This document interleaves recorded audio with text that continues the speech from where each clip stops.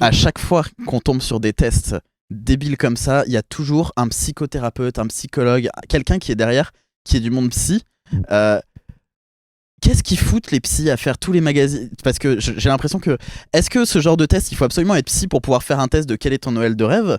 Ou est-ce que c'est juste les psys se font chier avec leurs patients et ils se disent c'est quoi? Je vais contacter Psychologie Magazine, moi aussi je vais leur dire c'est quoi leur sixième sens. Quel est le business model derrière? Est-ce qu'on ira voir sur Doctissimo ou Doctolib si Sarah Seriévic a des créneaux disponibles prochainement? Oh le bonheur. Donc savoir si c'est une technique de remplissage ou si vraiment on est sur une fin de carrière ambiance ancien joueur de tennis qui gagne plus un match et qui fait des pubs Kinder Bueno, tu vois. C'est la Joe Wilfried Songa des psys.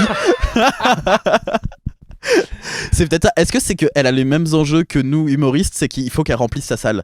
Et donc, elle est obligée d'avoir une couverture médiatique, d'exister un petit peu. Elle aussi, elle fait vendredi tout est permis.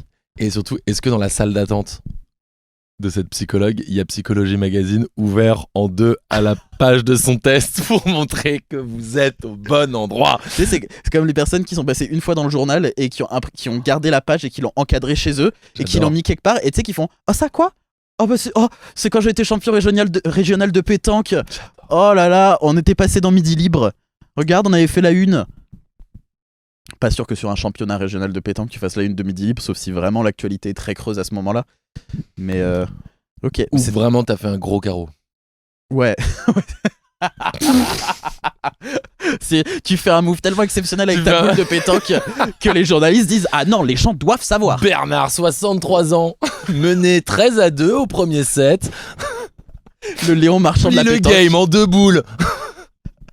Et qu'il était venu sans sa triplette. Allez, le papotest. C'est là où on papote en faisant des tests.